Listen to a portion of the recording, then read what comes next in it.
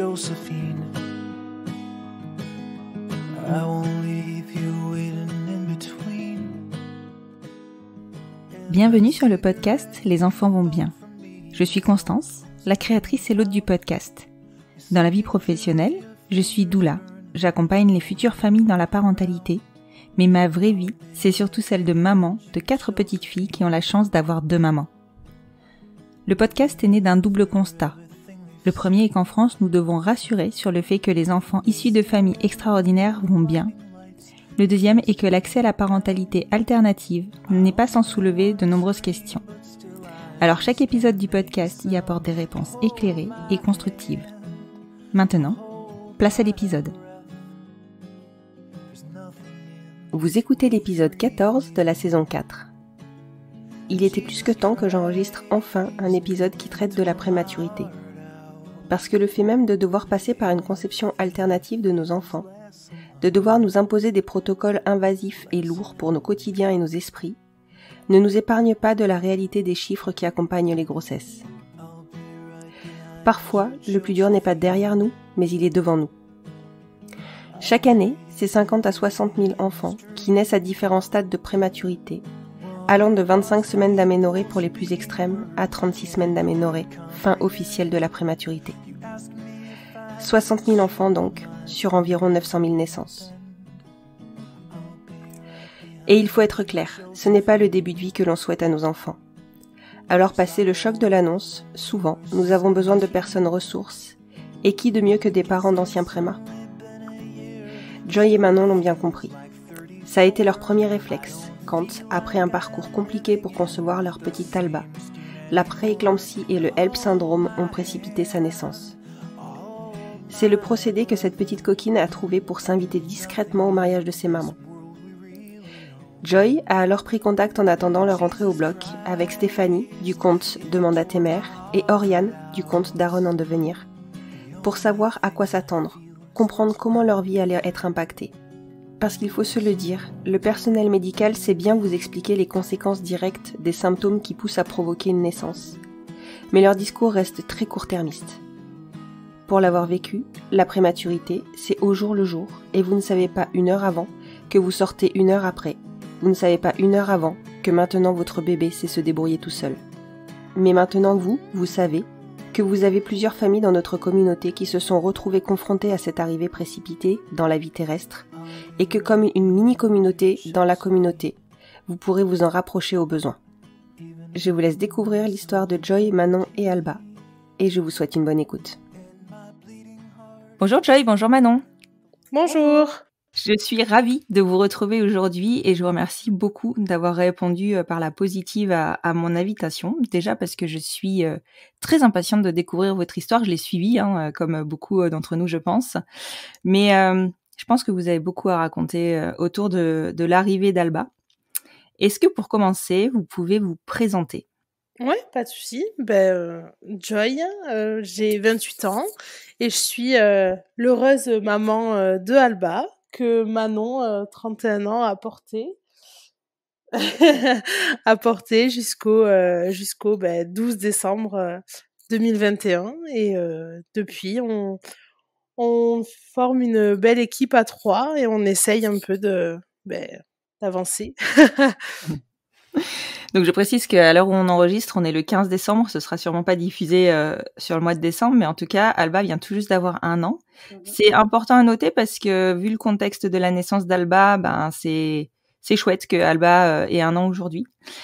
Et avant d'en dévoiler un peu plus, est-ce que vous pouvez me raconter votre rencontre ? Ok. Écoute, au niveau de la rencontre, moi j'étais en région parisienne pour les vacances et finalement une amie de ma marraine chez qui je dormais m'a trouvé un job dans une grande entreprise de train français pour pas la citer. Et donc c'était un job pour l'été pour faire de la saisie informatique. Et je me suis retrouvée dans le même service que Manon. Ah, c'est marrant ça. Donc tu bossais à la SNCF à l'époque, Manon ? Ouais, je bossais à la SNCF. Pareil, c'était un job J'étais en intérim là-bas et il se trouve que donc l'amie de la marraine de Joyce, c'était une super pote à moi aussi. Et donc elle m'avait dégoté ce job, elle avait besoin de monde. Et quand je suis arrivée dans le service, au final tous mes collègues qui étaient avec moi sont tous partis en arrêt maladie, donc elle a recruté Joy. Et du coup je l'ai formée sur le poste. Ah, j'ai déjà eu des histoires de formatrices, tiens. Et de là, voilà.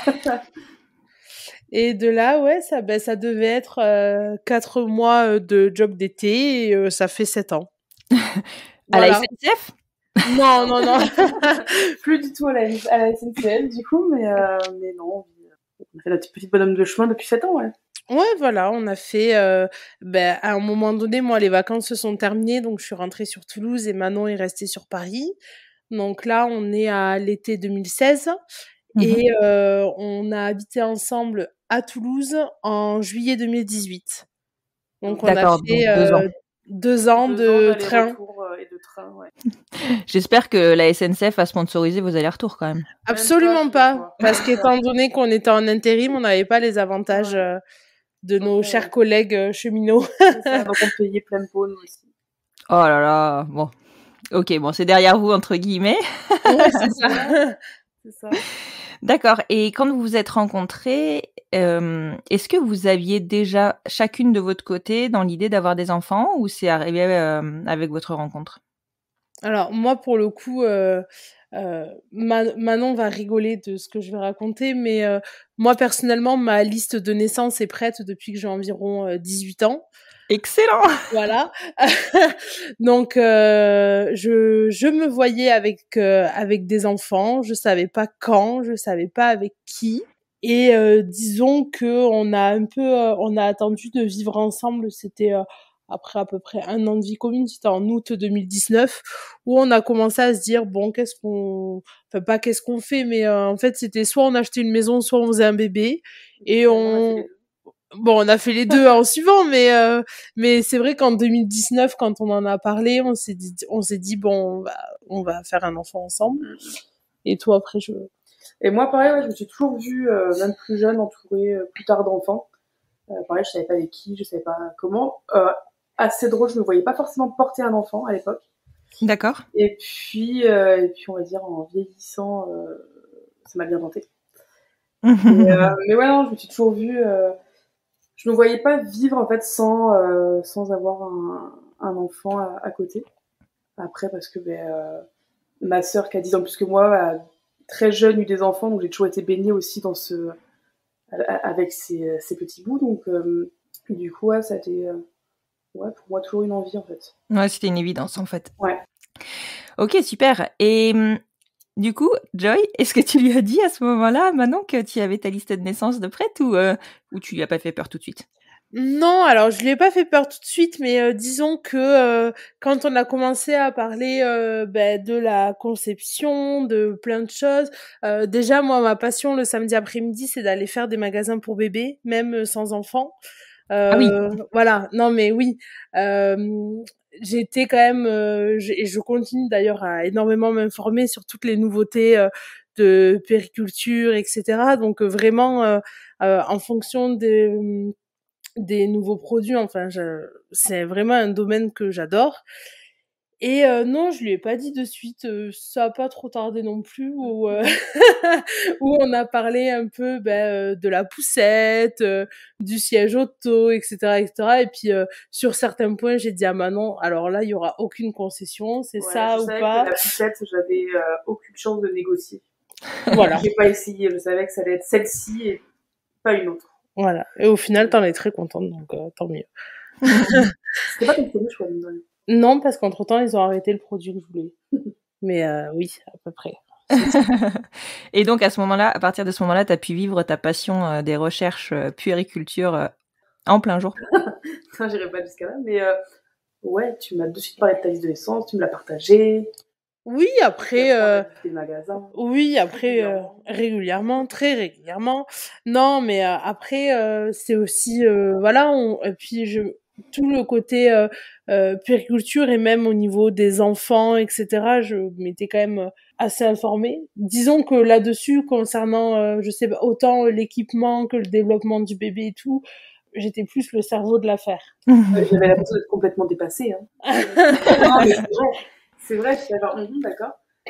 Ok, mais moi je connaissais, on va dire, la base, changer les couches, etc. Mais le reste, pas forcément, quoi. Et t'as jamais pensé à bosser là-dedans, Joy?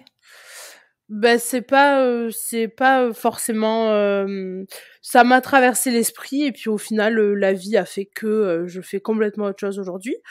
Mais c'est voilà, je le garde en côté loisir, c'est quelque chose qui me plaît beaucoup de m'informer là-dessus et puis peut-être un jour qui sait. Un jour qui sait, mais non, pour l'instant ce que je fais actuellement me plaît beaucoup donc ça va. Bon. Et alors OK, la liste de naissance était prête. Les informations et tous les blogs avaient été épluchés de puériculture. Mais la conception, vous y aviez réfléchi ou pas? Alors, je dirais que j'avais commencé à m'informer un petit peu sur les différentes possibilités. Après, avant même que nous ayons pensé à avoir un enfant, je suivais déjà certains comptes sur Instagram qui avaient déjà des enfants. Je pense à Steph et MC, Demande à tes mères. Je pense à Léa et Capucine. Voilà, je suivais déjà pas mal de comptes qui avaient déjà des enfants par rapport à la conception, etc. Puis ensuite, à ce moment-là, on est quand même en août 2019, donc c'est toujours la loi n'est toujours pas passée en France. Donc plusieurs solutions s'offrent à nous, de partir à l'étranger ou de faire une conception artisanale en France. La deuxième option a vite été écartée parce que c'est pas du tout ce qui nous correspondait. Nous, on voulait vraiment quelque chose de carré, notamment par rapport à l'anonymat. Voilà, on voulait vraiment quelque chose de carré et d'encadré. Puis après, il faut savoir, là, on enregistre de Paris, mais on habite Toulouse. Donc, le choix a été vite fait entre 10 heures de bagnole pour aller en Belgique ou 3 heures de route pour aller en Espagne. On a pris l'Espagne. Je comprends pas.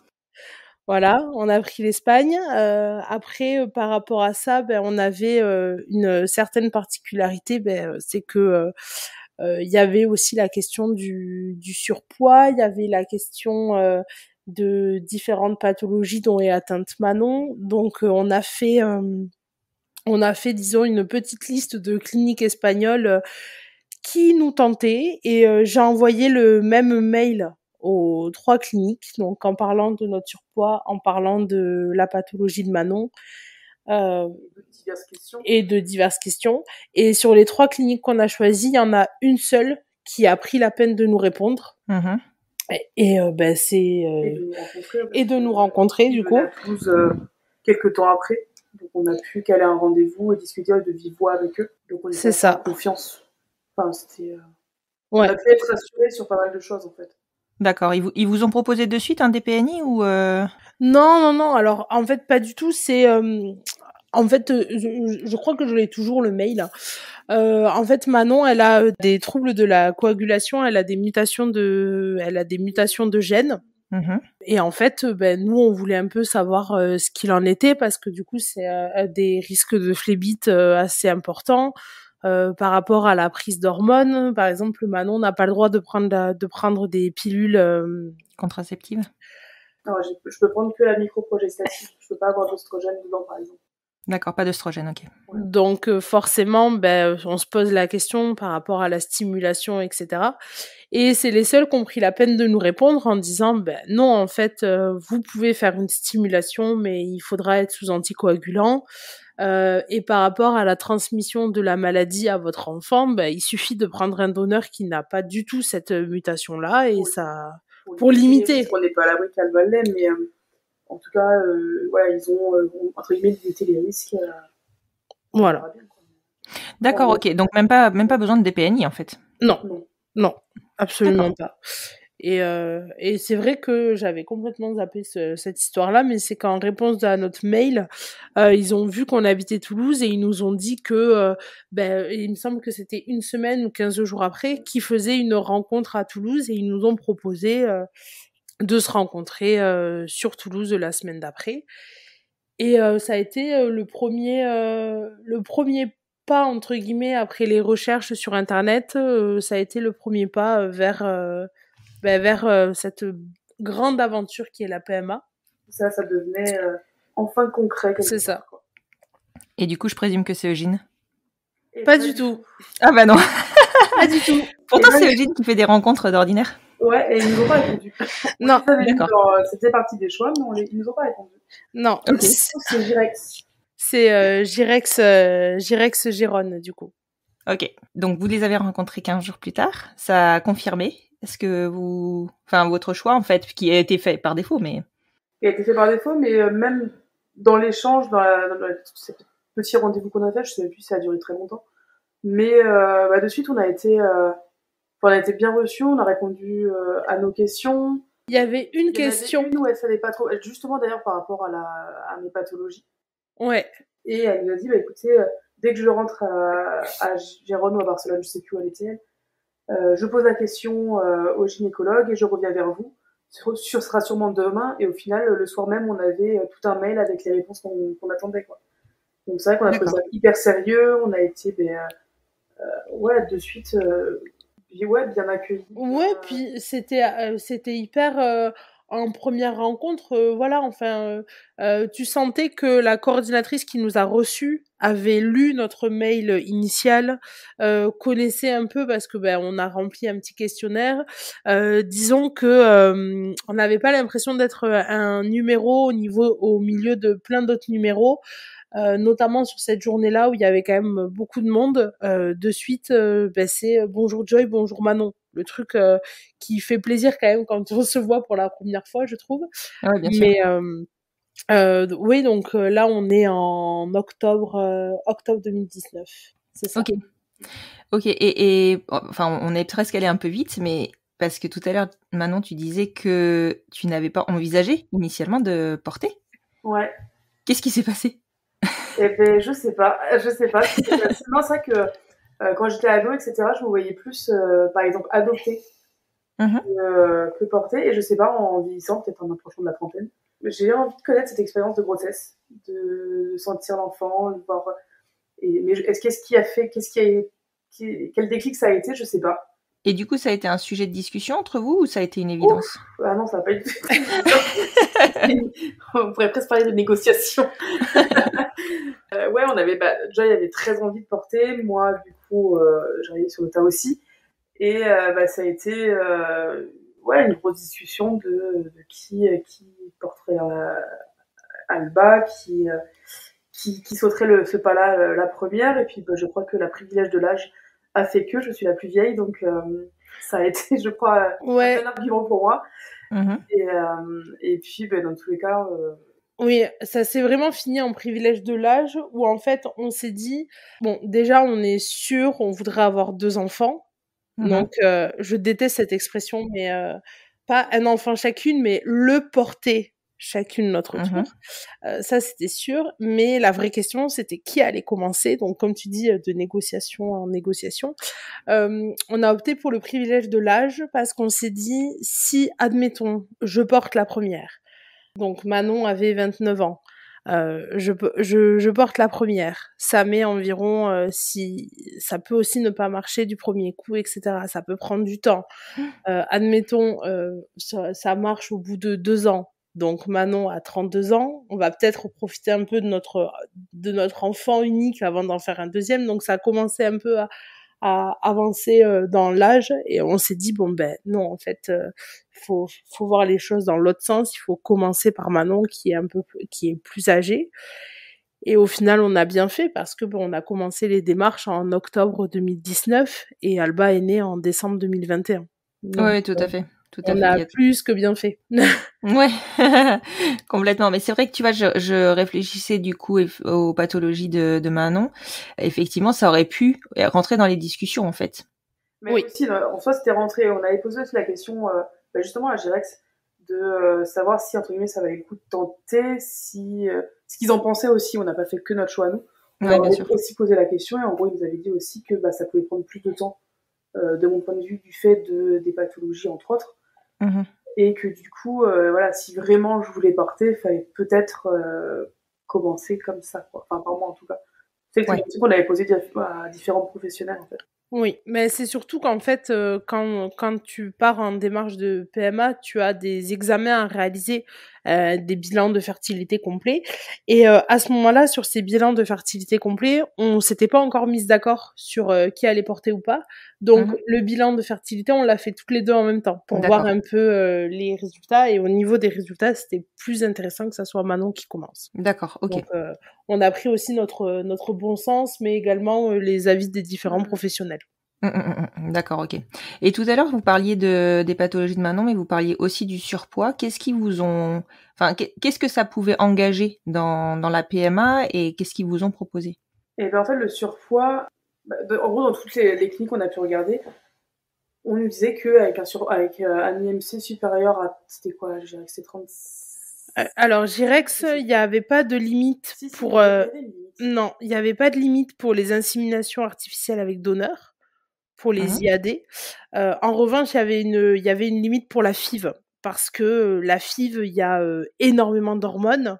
Ouais. Et entre guillemets, avec le surpoids, c'est plus... je vais pas dire dangereux, mais disons qu'il y a quand même beaucoup plus de chances que ça ne fonctionne pas. Mhm. Oui, et puis au-delà de ça, t'as entre guillemets toute cette, alors je sais pas si c'est une croyance, je suis pas professionnelle ni quoi que ce soit, mais du surpoids qui rend entre guillemets infertile, quoi. Où il y a plus de difficultés Voilà, de Ah oui, de d'accord. concevoir. concevoir, et du coup, je pense qu'il y a aussi un côté business dans certaines cliniques qui veulent des taux De réussite. hyper élevés, et du Ouais. coup, ils trient un peu ça sur ce niveau-là en tout cas, et peut-être sur d'autres aussi. Donc, D'accord, ok, ouais. Donc là, c'est vraiment le côté bon, business, effectivement. ouais, je pense qu'il y a ce point-là aussi qui est en jeu, notamment en Espagne en tout cas. Quoique même en France, parce qu'on avait rencontré une professionnelle qui nous avait dit tant que vous maigrissez pas, je ferai rien avec vous, quoi. Ah, oh là là, Voilà. d'accord. On en a rencontré qu'une comme ça, moi on l'a rencontrée. Donc, ouais, non, c'était aussi un facteur. À prendre en compte, oui, tout à fait. Après, en connaissance de cause, Girex nous avait dit que ça pourrait être plus difficile avec le surpoids, etc. Et alors, est-ce que c'est ça qui a rendu le parcours difficile ou pas? On le saura jamais. Mais c'est vrai que pas mal de centres PMA, que ça soit en France ou à l'étranger, prennent ce facteur-là en compte. Et notamment, Manon parlait de cette gynéco hyper bienveillante qui aujourd'hui travaille elle est toujours sur Toulouse, elle est dans le 2e centre PMA de Toulouse. Et j'ai d'autres personnes qui sont allées la voir et qui ont eu exactement la même expérience que nous, où elle te regarde droit dans les yeux et elle te dit tant que t'as pas perdu 20 kilos, ça sert à rien de faire quoi que ce soit. On connaît quelqu'un qui est aussi forte que nous, qui est en parcours solo et avec qui ça s'est très bien passé. Donc, très particulier comme personnage. Ouais, peut-être plus homophobe que grossophobe d'ailleurs. Ouais, je sais pas, mais peut-être qu'il y a de ça, ouais. Ouais, on s'est posé la question justement.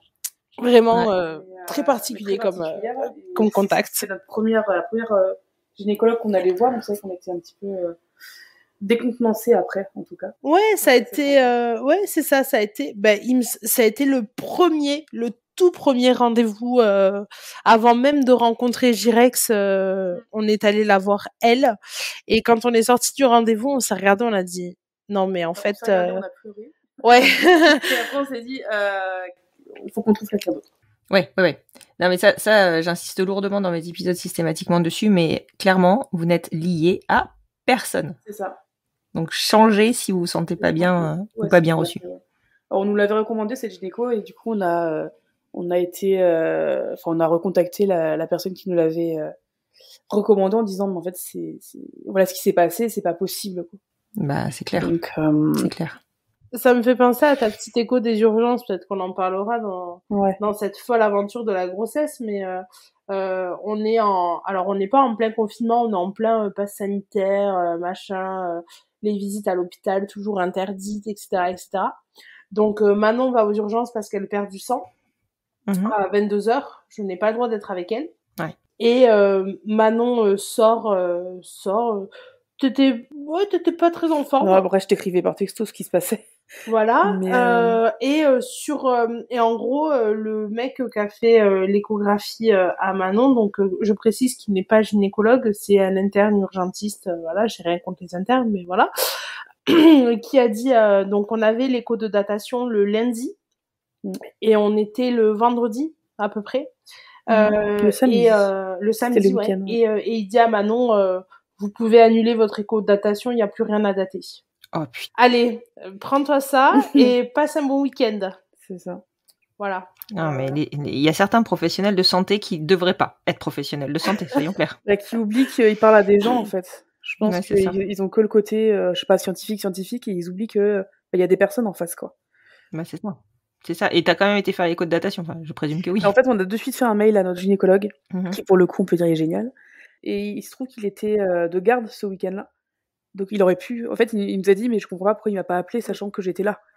Sachant qu'ils l'ont appelé pour d'autres patientes, mais pas pour moi, en tout cas. Pour d'autres patientes qui n'étaient pas suivies par lui, alors que en fait, à chaque fois qu'on arrivait aux urgences, on disait on est suivi par tel médecin. Et il comprenait pas. Il a répondu à notre mail. Alors le mail le plus alarmiste du monde. Ouais, mais on lui a écrit dessus en lui disant voilà ce qui s'est passé. On lui a envoyé le compte rendu des urgences, etc. Et je sais pas, à 3h du mat, il nous a envoyé ouais, c'était ça, à 3h du mat. 4h du matin. Il nous envoie, parce qu'il était de garde, il nous envoie un message en nous disant bon bah rendez-vous en majuscule avec plein de points d'exclamation. C'est ça, rendez-vous en urgence lundi matin, genre 7h45 avant tous ces rendez-vous parce que suspicion de grossesse extra-utérine, faut prendre de suite ça en charge. Alors, il a pas écrit ça comme ça. Le mail, je l'ai encore dans ma tête. C'était lundi 7h30 point d'exclamation, risque de grossesse extra-utérine, point. Voilà, je pense que c'était peut-être entre deux césariennes, je sais pas. C'est vrai qu'on s'est regardé en disant oula. Bon, après, après, il a mis les formes quand on est arrivé, mais. Mais en gros, notre gynéco en question, qui est vraiment exceptionnel, nous a donné son adresse mail perso en nous disant s'il n'y a pas de rendez-vous sur Doctolib, si vous avez la moindre question, si vous n'avez pas à voir ma secrétaire, vous me faites un mail de suite. Si vous me faites un mail et je vous réponds de suite. Donc, ce qui fait que pendant tout le parcours, entre guillemets, si on avait besoin d'une ordo, d'un conseil, si on n'était pas sur place, voilà, il a vraiment été... et en fait, pendant quasiment tout le confinement, on faisait tout par mail, et à un moment donné, on s'est dit, mais on va peut-être vous payer une consultation, quoi. Enfin... c'est clair. Et puis, non, c'est bon. Non, c'est bon. On aura bien le temps de se voir quand ça marchera. Ah, ok. Donc, dès qu'on faisait un cycle, c'était par mail. Enfin, franchement, juste exceptionnel. Il a d'ailleurs reçu un faire-part d'Alba. Ouais, puis je le crois de temps en temps aussi. Mais... Non, c'était cool. Ouais, génial. Et donc, Girex, du coup, qu'est-ce qu'ils vous ont proposé avec la connaissance du terrain, en fait? Ben, ils nous ont présenté leurs différentes méthodes de conception, donc la FIV, l'IAD, il y avait les FIV double don, mais pour Manon, il n'y avait pas besoin. Ils nous ont proposé un peu tout ce qu'ils faisaient. Il y avait l'adoption d'embryons, mais nous, on n'avait pas envie. Ils nous ont laissé le choix, en fait. C'est ça. Ils nous ont présenté, je vais pas dire les inconvénients, les risques de chaque méthode. Et ensuite, voilà, ils nous ont bien dit, nous, ce qu'on voulait aussi, parce que il y a quand même un certain aspect financier à prendre en compte. Oui, tout de même. Voilà. Donc, nous-mêmes, on a dit, on va faire une IAD, on verra. Après, forcément, c'est quand même assez rare que ça marche du premier coup. Mmh. Donc, on avait économisé pour faire plusieurs essais. Et c'est après la 4e où on s'est dit, au début, Manon ne voulait pas entendre parler de la FIV. C'est vrai, au début. Ce qui m'inquiétait, c'était que les doses d'hormones n'étaient pas du tout les mêmes. Et c'est vrai que c'était un peu... eux-mêmes nous l'avaient dit que la FIV, vu les hormones qu'ils donnaient pour entre guillemets, produire au maximum, c'était pas hyper, je dirais pas compatible, mais pas hyper sécure par rapport à mes pathologies, pardon. Donc c'est vrai que du coup, j'avais un peu peur à ce niveau-là de la FIV, du ressenti que j'allais avoir, du vécu, ouais. Ouais, du vécu. Et c'est vrai qu'au départ, la FIV, j'étais pas très chaude pour ça. Mais bon, en voyant qu'au bout de 4 IAD, ça ne prenait pas, on s'est dit bon. Mais c'est surtout va tenter. après la 4e IAD, qui était au mois d'octobre, on s'est dit bon, là, maintenant, on va essayer de passer les fêtes, puis on avait on a fait une pause. On avait quand même pas mal enchaîné, hein. Vraiment. On a été stoppé par le confinement, mais après le confinement et la réouverture des frontières, on a pas mal enchaîné. On avait peur que ça referme, donc du coup on a un peu, on a été un peu, c'est clair. Quoi. On avait peur que les frontières referment, donc à peine c'était négatif. Bon, ok, c'est pas grave, on repart. Allez, on tente le mois prochain. Ok, bon voilà. Et c'est vrai qu'on a eu un laps de temps et de discussion et de réflexion pour savoir si on faisait la FIV ou pas. Et mine de rien, on a eu le négatif, le 4e négatif fin octobre. Et on s'est lancé dans les démarches pour la FIV en février de l'année d'après. D'accord. Ok, donc en octobre, vous menez une réflexion et le temps que ça se... Alors, mais moi, je pense que physiquement, j'avais besoin d'une pause par rapport à mon corps, parce que disons qu'en plus des hormones, il fallait que je fasse mes anticoagulants, donc j'en avais un peu ras-le-bol des piqûres, je faisais un peu une aversion, un peu beaucoup d'ailleurs une aversion de tout ce qui était aiguille. Ouais. Donc du coup, je pense que physiquement, j'avais vraiment besoin de cette pause. Je pense que même si on était reparti sur une IAD, dans tous les cas, j'aurais fait une pause quand même. Et puis oui, de réfléchir, de se dire comme je disais déjà, de se dire est-ce qu'on continue encore sur une IAD, est-ce qu'on tente une FIV. Il y avait quand même l'aspect financier entre guillemets qui diminuait aussi. Donc les finances commençaient à nous dire va falloir faire quelque chose. Ouais. Puis après, donc c'est vrai que du coup ouais, puis après dans un coin de ma tête, c'était bon si peut-être on change de personne, ça pourrait fonctionner. Donc j'avais dit à Manon, qu'est-ce qu'on fait? Est-ce qu'on tente une 5e IAD sur toi? Est-ce qu'on tente une première IAD sur moi? Ou est-ce qu'on fait la FIV? Et je pense que le côté j'ai envie de porter un enfant de Manon a vraiment été décisionnaire entre guillemets. Et c'est toi d'un coup, je sais plus, je sais même plus quand c'était où tu m'as dit bon c'est bon, on fait une FIV. C'est ça. Et alors là, du coup, la FIV, donc c'est un autre process, quoi. Bon, la réflexion, la FIV, tout ça. Comment Girex réagit? Vous avez poussé un peu? Parce que je sais qu'en général, les cliniques, à partir d'un 3e ou un 4e échec, ils ont tendance à placer la solution quand même de la FIV. Alors, il nous l'avait pas collé sur le nez, parce que nous, c'est nous qui étions venus vers eux, en leur disant, voilà, on pense faire une FIV, qu'est-ce que vous en pensez? Ils nous avaient dit, en gros, qu'on pouvait tester une dernière fois une IAD, que pour eux, il n'y avait pas d'urgence absolue d'aller sur une FIV. Mais bon, après, voilà, ça a été une discussion aussi avec eux, ils ont très bien compris que nous, l'IAD, voilà. Ils ont quand même replacé dans la discussion la question du surpoids, parce que autant pour une IAD, il n'y avait pas de souci, autant pour la FIV, ils conseillent un IMC entre inférieur ou égal à 35, je crois. 35, je crois. Mais étant donné qu'on était déjà patiente chez eux, que voilà, on n'y allait pas que pour ça, enfin, il faut quand même remettre les choses dans leur contexte. Ça fait environ 1 an qu'on passait notre vie chez eux. Ouais. Donc ils nous ont pas refusé. Mais par contre, ils ont quand même assez réaccentué le truc, que les doses étaient plus importantes. Ils nous ont quand même assez informés sur les risques, mais ils ont pas dit non, c'est hors de question, on vous suivra quand vous aurez perdu 20 kilos, quoi. Non, pas du tout. Oui. Pas du tout. Ils ont quand même pris aussi le côté, l'aspect humain du truc, en fait. D'accord. Et alors, quand est-ce que vous commencez le process de FIV? On fait le premier rendez-vous visio, qui pour le coup, pour la FIV, est obligatoire en février, je crois. Et dès ce premier rendez-vous visio, en fait, ils proposent de suite la date de ponction quand est-ce que ça peut nous arranger aussi. Et suite à cette date, en fait, ils nous envoient le protocole à faire avant, etc. Donc la liste d'examen. La liste d'examen aussi. Nous, en fait, on avait prévu, c'était le 14 avril, la ponction. Donc, on avait choisi cette date. Alors, je sais sachant, et parce que je devais me faire opérer du canal carpien, rappelle-toi. Et du coup, je me faisais opérer en mars.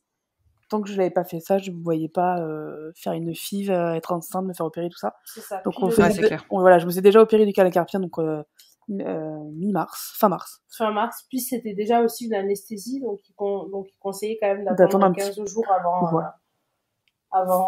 Ouais, c'est ça. Donc oui, on avait dit 14 avril pour la ponction, et ensuite pour le transfert, c'était un peu quand on voulait, si on voulait le faire sur le cycle d'après ou encore après. C'était automatiquement sur le cycle d'après, en tout cas. Voilà. Font pas, je dirais que pour le coup, ils conseillent pas forcément les transferts frais. D'accord. Et nous, en même temps, on n'était pas trop pour parce qu'on n'avait pas envie de poser autant de jours, etc. Donc, on s'est dit, on le fera sur le cycle d'après. On rappelle quand même que la clinique, elle est à 3 heures de route. Donc, nous, pour le coup, l'aller-retour sur la journée ou sur 2 jours, c'était pas un problème. Oui. Voilà comment on en est arrivé là. Et en fait, dans la discussion, je me rends compte que dès le début, ça a été le parcours du combattant, cet enfant, où le jour de les frontières étaient réouvertes, mais il fallait les passes sanitaires et les tests, etc. pour passer les frontières. Mm-hmm. On avait beau être vacciné, il fallait avoir le négatif pour rentrer en Espagne. Mm-hmm. Et il fallait avoir le négatif pour rentrer en France. Oui, et puis il fallait aussi en tout cas sur certains essais qu'on a fait, il fallait avoir l'autorisation de déplacement, du département non plus. Donc il fallait, c'est vrai. Il fallait que Girex nous envoie en gros une preuve de pourquoi on allait en Espagne en fait. Ouais, une convocation. C'est ça, exactement, une convocation. Donc c'est vrai que du coup, on n'a jamais été contrôlé au final, mais non, on n'a jamais été. Si. On a failli. Si, au péage de... Ouais, mais il a pas regardé les convoques. On lui a juste dit à l'oral, il a pas regardé les convoques, oui. On s'est fait arrêter en rentrant en France. D'accord. Et du coup, tu t'allais dire un truc par rapport... Oui, il y avait donc le négatif au départ, le négatif en repartant. C'est ça. Et en fait... Donc des frais en plus, parce que quand tu fais un test à l'étranger, c'est pour ta pomme. Alors du coup, on l'avait quand même anticipé. C'est-à-dire que on avait la ponction le mercredi. On comptait partir le mardi. Et en fait, les tests étaient valables, je crois, 48 heures. Ah oui, c'est vrai. Donc, on s'est dit, on fait un test le lundi soir pour rentrer en Espagne le mardi soir. Donc, il serait valable. Jusqu'au mercredi. Il serait valable jusqu'au mercredi parce que du coup, bloc sous anesthésie générale, il fallait un test négatif également. Et on s'est dit, avant de partir en Espagne le mardi, on en fait le plus tard possible. En France, du coup. En France, qui sera valable jusqu'au jeudi, date à laquelle on rentrera en France. Sachant que moi, du coup, j'avais la ponction le mercredi et il conseillait de rester au moins la première nuit au cas où complications, quoi. C'est de l'ambulatoire, donc il faut avoir une surveillance dans les premières 24 heures et la nuit qui suit, il nous avait conseillé de rester en Espagne au cas où qu'il se passe quoi que ce soit. D'accord. Et alors cette ponction, eh bien, elle s'est, ma foi, plutôt bien passée. Ouais, ça s'est plutôt bien passé. Sauf que pendant que Manon était au bloc... Moi, j'étais pas encore... Parce que j'allais partir. On m'avait fait toutes mes... Voilà, elle allait partir. Le test qu'on fait le mercredi. Le mardi pour rentrer en France. Manon reçoit de suite comme quoi elle est négative. Et moi, je reçois rien du tout. Bon, ok. Puis je reçois un mail à 1h du matin à peu près. On ne dormait pas encore, on était assez stressés. Je reçois un mail à 1h du matin. Vous êtes positive au Covid, isolez-vous immédiatement, etc., etc. Sachant que celui qu'on avait fait la veille était négatif pour Joy aussi. Voilà. Dit, qu'est-ce qui se passe? Et mais moi, je me dis, c'est un spam, c'est une arnaque. En fait, j'ai pas reçu le fameux texto, vos résultats sont disponibles, en fait. Je reçois de suite, vous êtes positif, isolez-vous, etc. Bon, ok, très bien. Donc, le lendemain, je dors dos à Manon avec le masque. Ok. Oui, c'est ça, le truc complètement, voilà, irrationnel. Et le lendemain matin, avant de partir pour la ponction, j'appelle l'endroit où j'ai fait mon test, qui est ah oui, à préciser, je fais mon test chez mon employeur, puisque je suis dans la fonction publique et que je travaille dans un hôpital. Je le fais dans le service de santé au travail de mon employeur. Et donc j'appelle le lendemain parce que je comprends pas de pas avoir mes résultats, et j'ai quelqu'un au téléphone qui me dit oui, mais étant donné que vous êtes positive, on l'a signalé à votre supérieur hiérarchique. Ouch. Oui, mais vous pouvez pas me le dire à moi d'abord? Bref, étant donné que c'est dans le contexte santé au travail, ça se passe comme ça. Bon, très bien, etc., etc. Ok, on va à l'hôpital, on fait la ponction, et en fait, pendant que Manon fait la ponction, je reçois un appel donc du médecin de santé au travail qui me demande si je suis au travail pour que je puisse rentrer chez moi, etc. Et c'est là où je lui réponds, ben non, en fait, je suis pas au travail, je suis en congé, je suis en Espagne. Mais qu'est-ce que vous faites en Espagne? Vous êtes complètement inconsciente. Alors non, je suis pas inconsciente parce que je suis rentrée en Espagne hier soir avec un test négatif. Donc, et je lui ai redit, mais comment ça peut virer positif en 24 heures? Enfin, je comprenais rien du tout à ce qui se passait. Ben, résultat, étant donné que mon test négatif était valable que jusqu'au mercredi soir, et bien après la ponction, Manon se rhabille et je lui dis, ben là, faut qu'on rentre en France parce qu'on peut pas, parce que sinon je pourrais pas rentrer en France demain. Donc on signale à notre hôtel qu'on annule la chambre 24 heures avant, donc on n'est pas remboursé. Pas remboursé. Évidemment. On rentre en France, branle-bas de combat, on refait. Moi, je me dis, mais c'est pas possible, je peux pas être positive, il y a forcément une erreur quelque part, etc., etc. Et j'apprends par une amie qui travaille par là que y a eu une grosse panne sur les analyseurs de tests Covid et que sûrement mon test a été contaminé. Ah. Et c'était bien le cas. Et c'était bien le cas. Donc, je repars à mon service de santé au travail, je leur explique le truc, etc., etc.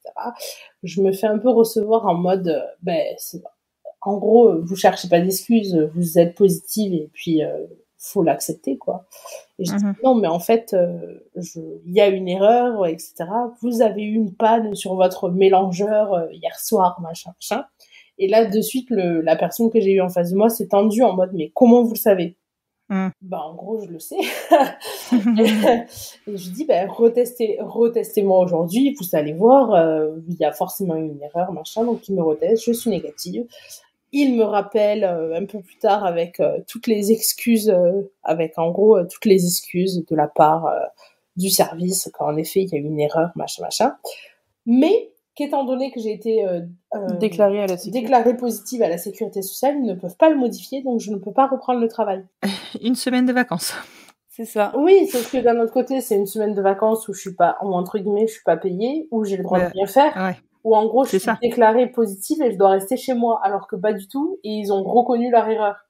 Donc, ça t'était payé par le contribuable pour rester chez toi. C'est ça. Voilà. Alors, enfin bref, toute cette aventure pour dire que ils conseillent de rester 48 heures après la ponction. Ouais. Sauf que nous, on n'a pas fait ça. On n'a pas fait ça. Mais après, non, la ponction s'est bien passée. J'étais pas trop aimé quand même. Hein. Alors c'est l'après. Non, la ponction d'Anam, j'étais sous anesthésie générale, donc j'en ai pas spécialement de souvenirs. Voilà quoi, je me suis endormie, je me suis réveillée, c'était fait. Par contre, j'ai douillé pendant, je sais pas, 3-4 jours après. J'avais des grosses crampes, j'ai la chance de jamais avoir vraiment de douleur de règles, alors là c'était atroce. C'est vrai que je m'étais dit, si cette FIV-là fonctionne pas, je referai pas de ponction de suite, quoi. J'abandonne l'idée de suite, parce que j'ai eu vraiment trop mal, en fait. Et c'est vrai qu'après, on a attendu les résultats au niveau des embryons, etc.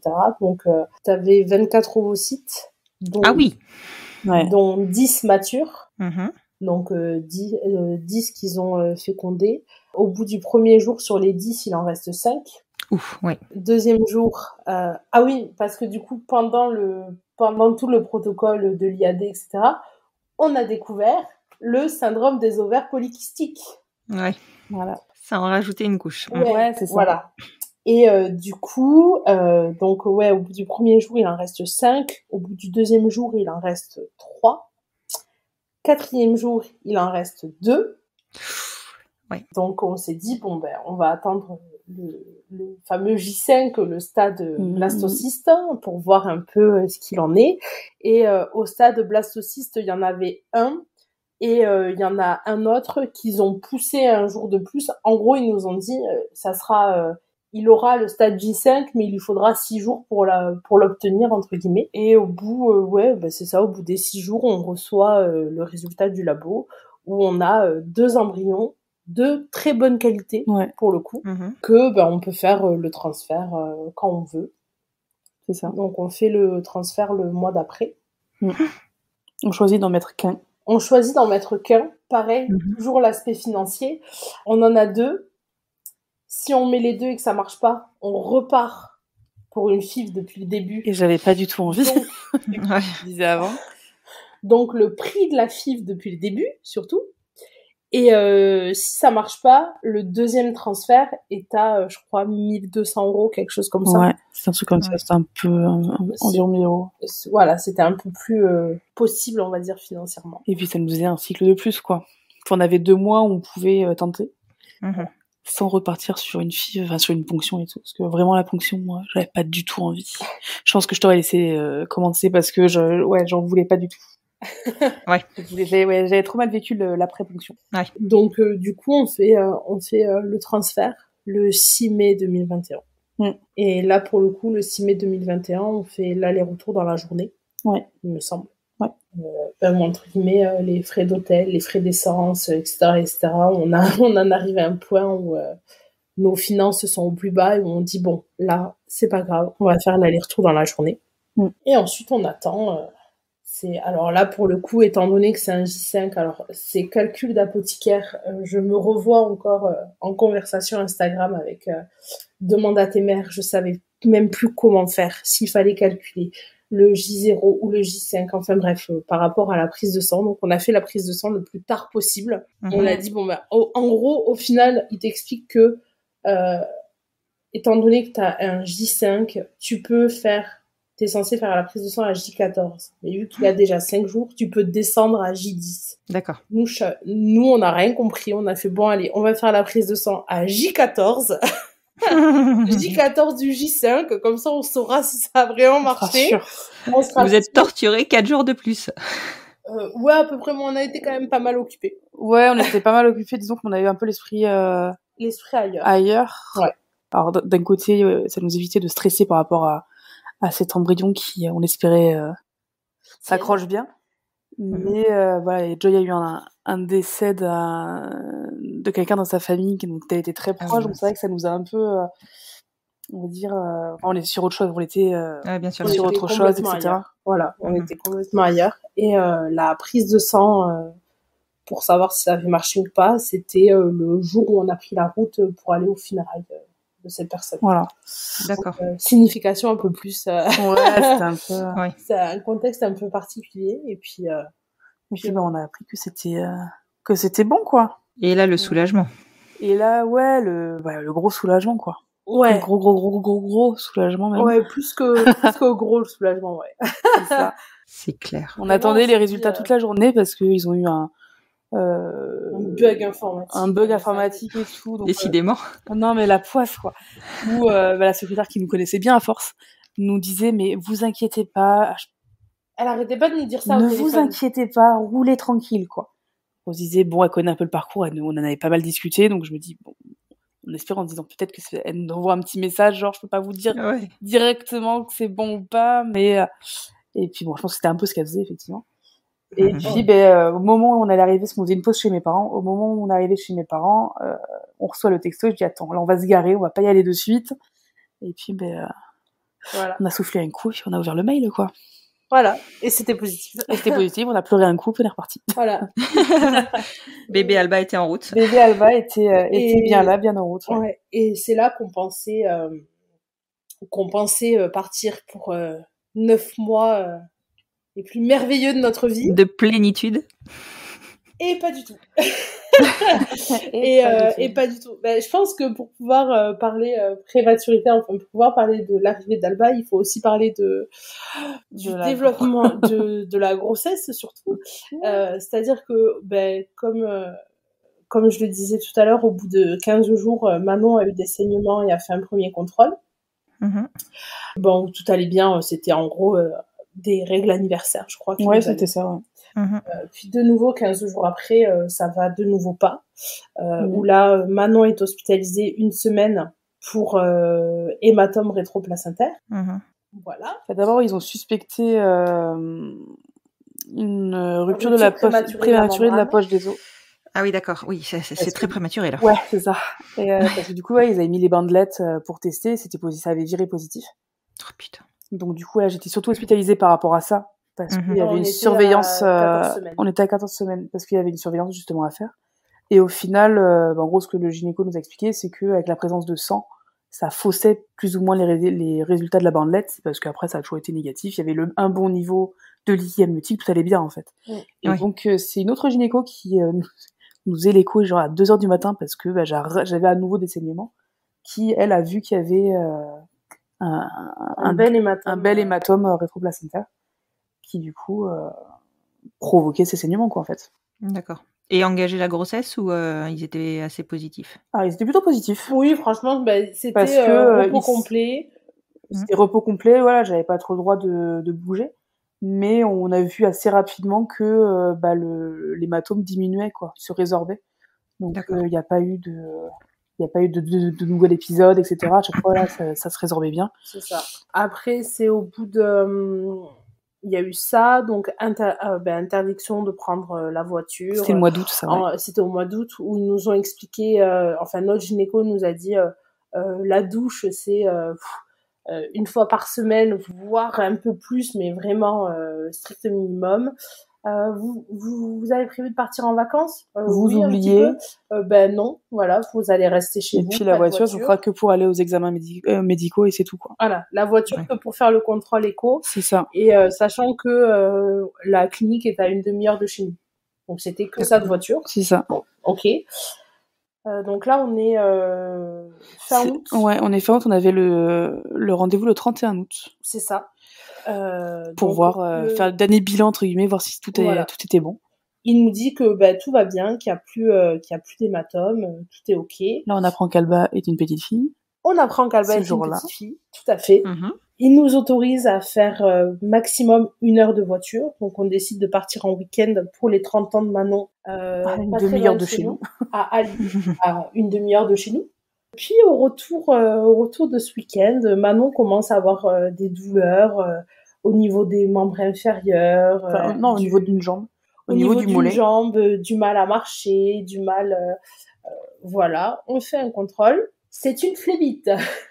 Ah oui, puis en même temps, c'était prévisible. Il y avait un risque. Après, j'ai été tout le long sous anticoagulant, sauf le mois d'août, vu que j'avais cet hématome, et pour éviter d'accentuer l'afflux sanguin, on m'avait enlevé les anticoagulants. Donc, cette absence d'anticoagulants plus, entre guillemets, l'immobilisation, ça a fait un petit facteur sympathique pour faire une phlébite. Donc, j'ai fait ma petite phlébite début septembre. Voilà, donc elle a été prise en charge de suite, donc il n'y a pas eu de complications ni quoi que ce soit. Donc on a repris tout doucement les anticoagulants c'est ça, pour pallier à tout ça, quoi. Et donc là, on est fin septembre. On a commencé à acheter des trucs pour Alba à s'équiper, etc. Parce que voilà. Moi, je lis partout qu'il faut commencer la valise aux alentours de 34-35 semaines. Donc, on a acheté des trucs, mais on se dit, bon, on attend, on lavera plus tard, on fera ça plus tard. On stocke et on verra après, quoi. On décide de se marier. C'est ça. Début octobre. Oui, voilà, début octobre, on se dit, pour faciliter toutes les démarches d'après, hop, on va se marier. Parce qu'on s'aime quand même un petit peu aussi. Entre-temps, la loi est passée. Donc, Ouais. pour les grossesses déjà entamées à partir du 4 août 2021, on peut faire une reconnaissance conjointe a posteriori. Donc, on se dit, bon, on va se marier. La date est prévue le 11 décembre. Donc, on organise un peu tout ça. On a prévu de faire un truc vraiment très simple avec juste nos témoins. On a prévu un petit goûter chez nous, voilà, et un petit restaurant suivant avec nos témoins.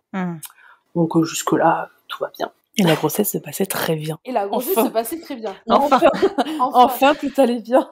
Les 2 derniers mois. Voilà. On savait pas que c'était les 2 derniers mois. Ah non, vous saviez pas. Mais Et on puis, se dit, ça commence à aller mieux. Ouais, c'est ça. Et puis, du coup, début décembre, on commence un peu aussi tous les achats de Noël, la préparation du petit mariage qu'on avait prévu, tout ça. Et puis, je sais pas, aux alentours du 5 décembre. Ouais. Dans ces eaux-là. Puis par rapport encore à l'organisation pour Alba, tout le monde nous disait prévoyez pas trop de taille naissance parce qu'ils le mettent pas souvent. Prévoyez pas trop de ça, etc., etc. Bon, ok. Et nous, on était là, maintenant, on est début décembre, on va se marier tranquille et on s'occupera. On fera et toute le la lundi valise de après mater. le mariage, on fera les lessives, on commencera la C'est valise ça. de maternité et puis advienne que pourra. C'est ça. Et puis, on avait rendez-vous chez le notaire le 14. Et on avait rendez-vous chez le notaire pour Donc, la on avait RCAP voilà. le 14. On avait prévu tout ça. Et du coup, début décembre, je pense, aux alentours du 4, 5. C'était après Dans ces mon eaux-là. VJF. Donc c'était le 5-6. Ouais, un truc comme ça. Je commence à avoir des douleurs à l'estomac, mais toute douce, donc je me dis, bon, c'est des erreurs d'estomac. Alba, s'il faut, a été assez haute. Donc j'ai dit, peut-être, je sais pas, ça gêne au niveau de l'estomac, la digestion, etc. Donc j'avais pas mal de, pas mal de petites douleurs, mais c'était pas insurmontable. Ça allait, quoi. Et puis, les jours passent et ça devient quand même beaucoup plus dérangeant. Jusqu'à une nuit où vraiment, j'en pouvais plus. J'étais à 1 Doliprane toutes les 6 heures. C'était la seule chose qui me calmait. Donc, je vais faire 2-3 examens, prise de sang pour, par rapport à mes anticoagulants, voir si mon INR est correct, si la phlébite est parvenue. Enfin, j'ai un contrôle très régulier pour voir si tout va bien. Et là, en fait, je vois que les résultats sont pas bons du tout. Ça, c'était le vendredi soir. Ouais, c'était le vendredi soir. Donc là, on voit que les résultats, à ce niveau-là, en tout cas, sont vraiment pas bons. Donc on appelle un angiologue qui nous dit, bon, refaites un test demain. S'il faut, ça a baissé, mais ça va remonter. Ça va peut-être aller. Notre médecin traitant qui nous a dit, bon, c'est peut-être une erreur de labo. Pour être sûr, refaites une prise de sang demain matin. Et on va faire un bilan complet, comme ça, au moins, et un bilan on sera bon. Plus que complet. Sachant qu'elle savait qu'on se mariait, du coup, le samedi en question. Oui. Parce que nous étions donc le 10 décembre à ce moment-là. Donc le 11 décembre, je vais faire ma petite prise de sang pour mon bilan complet. Et puis mon médecin me dit, mais continuez, préparez-vous pour votre mariage, tout va bien se passer. Et il était quoi, 11h30, midi? Ouais, il était à peu près midi quand on reçoit les résultats de la prise de sang où t'as beaucoup de choses sont rouges, quoi. Qui sont en rouge. Là, donc le samedi 11 décembre à midi, tout est en rouge. Alors, peut-être pas tout, mais une bonne partie en tout cas. Et on se marie à 14h. Et on se marie donc à 14h30. Donc là, mon médecin m'appelle en disant, bon, j'ai eu les résultats. Donc on me dit, nous aussi, on voit que c'est pas bon. Et il me dit, bon, ce que je vais faire, je vous laisse vous préparer pour votre mariage, parce que je sais que c'est cet après-midi. Je me charge d'appeler la maternité, de voir ce qu'on fait, quoi. Donc, on continue un petit peu dans l'angoisse de savoir ce qui va se passer. Et peut-être une demi-heure plus tard, un truc comme ça, je me souviens, on était dans la salle de bain en train de se maquiller. Ouais. Je me souviens de ça, avec nos témoins qui étaient en train de finir d'installer la déco de l'appart pour le goûter.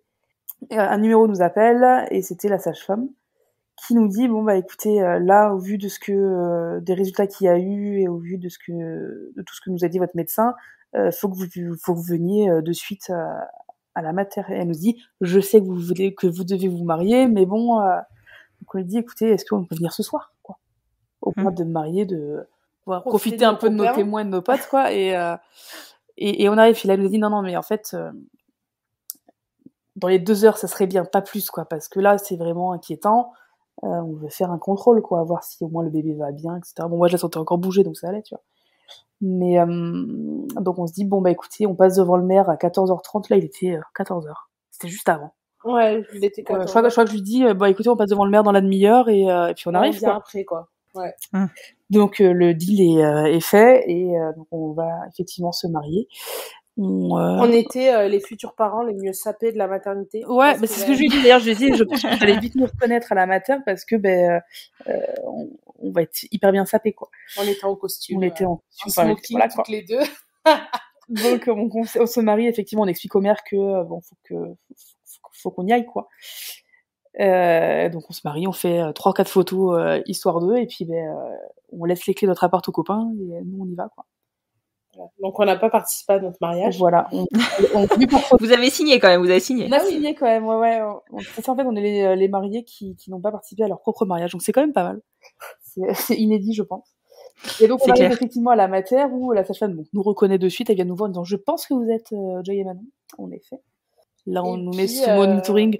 Alba va très bien. Monitoring, Alba va très bien. Elle pète le feu. Manon, elle a toujours des douleurs, mais ça va. Oh. Et ils refont une prise de sang. Et là, ils confirment la pré-éclampsie. C'est ça, le mot est posé. Voilà, le mot est posé, pré-éclampsie. Et là, on nous parle de HELP syndrome. Donc, ok, donc c'est... autant on connaissait la pré-éclampsie, autant... Voilà, le HELP syndrome, c'est... les enzymes hépatiques qui sont très hautes, c'est des protéines dans les urines. J'ai pas la définition exacte, mais en gros, Manon avait tous les critères de ça. Et le HELP syndrome se divise en 3 stades et en fonction des résultats d'examen. Et Manon, elle était en HELP syndrome stade 3. Donc c'est le stade maximal de la pré-éclampsie, il me semble. Non, oui, c'est ça. J'étais à ça de passer à une éclampsie toute et si tu ne fais rien, ça part en éclampsie, en fait. Oui, donc là, c'est la cata. Ouais, c'est ça. Donc là, on était en pré-cata. Samedi soir, à peu près. Ouais, on est le samedi soir. Et le gynécologue qui est de garde n'est pas celui... n'est pas le nôtre. N'est pas le nôtre. Donc il dit, je vais voir avec le gynécologue qui vous suit ce qu'on fait, et je vous tiens au courant. Il l'appelle, il revient, il fait, alors figurez-vous qu'il est de garde demain. Donc on va surveiller pour la nuit, on va commencer à balancer des corticoïdes pour maturer les poumons. Et on voit. Votre gynécologue traitant fera le point demain.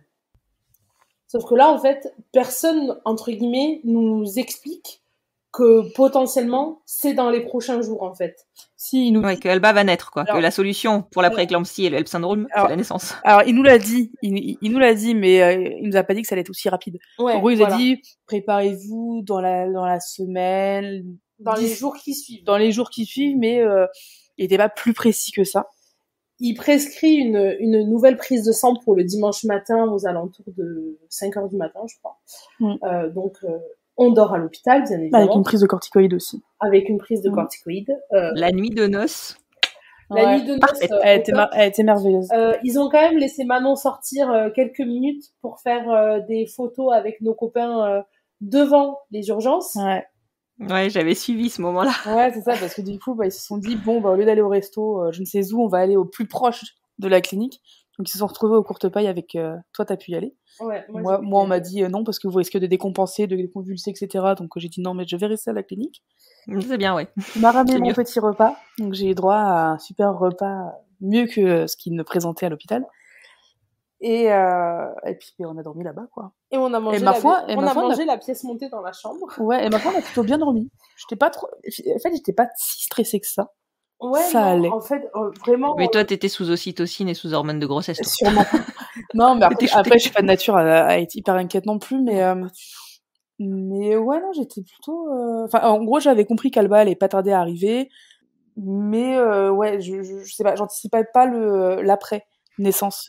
Genre, je sais pas, dans ma tête, il y avait pas ok, ça va être prématuré, donc il va y avoir telle ou telle conséquence. Ouais, enfin, alors que moi, j'y étais pas du tout. Alors que moi, c'était bon, je vais voir ma fille, ok, quoi. Et vous étiez à combien de semaines là? On était à 34. 34, ok. 34 piles. Et 34, c'est quand même un bon stade. Oui, c'est ça. C'est pas idéal, mais c'est un bon stade. On n'est plus dans la grande prématurité. On en est sorti. Et donc, le lendemain matin, Manon refait une prise de sang. Et apparemment, cette prise de sang est de nouveau catastrophique. Entre la veille et le matin, ça a rechuté. Notre gynéco arrive. Blouson sur le dos. Blouson sur le dos, sur l'épaule. en civil. Je pense que clairement, il sortait de sa bagnole, quoi. Clairement. Il arrive, il nous dit, bon, voilà, vous savez, le HELP syndrome, donc il se passe ça, ça, ça. La seule solution pour arrêter l'aggravation des symptômes, c'est la naissance. Moi, de suite, je comprends ce qui va se passer, mais je ne sais pas quand. Donc je lui dis, mais du coup, c'est pour demain, c'est pour dans la semaine, comment ça se passe? Ah non, là, vous prenez une douche et dans 1 heure, on est en bas. Ah, ok. Bon, bah, d'accord. Ok, très bien. Et on fait ça. On fait ça, on prend notre douche. On est dimanche matin, il est à peu près 8h30, quelque chose comme ça. Il y a personne dans les salles de naissance. Il y a personne au bloc. Mais vraiment, on est les premiers, c'est le calme plat. Il y a tout le monde avec nous.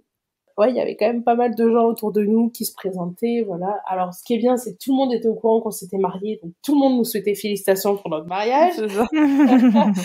C'est ça. Et en même temps, si vous descendez au bloc en tenue de mariage, évidemment. Entre-temps, on avait dormi, donc on était quand même aussi changés. Effectivement, que toute la nuit, toutes les infirmières qui passaient étaient là, genre, félicitations, parce qu'on était encore en tenue de lumière. Et nous demandaient les photos du mariage, etc. Donc tout le monde était... Ouais, tout le monde nous a dit, on peut voir vos photos, on peut voir vos photos. Ah ouais, oui. C'était super, hein, c'était assez drôle. Avec marqué urgence derrière. C'était drôle, mais ça, on a des bons souvenirs. Et donc, ils vont préparer Manon en salle. Moi, j'ai souvenir que le gynéco nous dit, est-ce que vous savez ce que c'est une prééclampsie? Et que pour vous avez bien imagé le truc, là.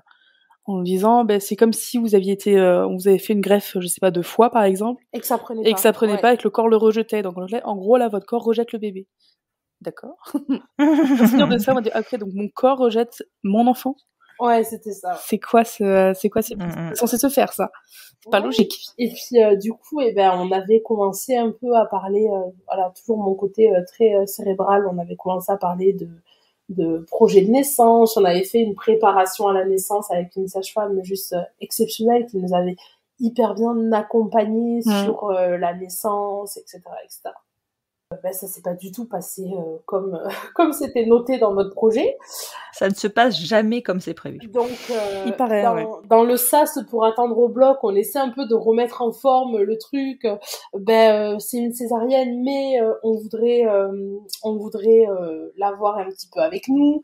Est-ce qu'on peut la poser sur Manon? Est-ce que moi je peux partir faire les premiers soins? Est-ce que voilà, plein de choses comme ça.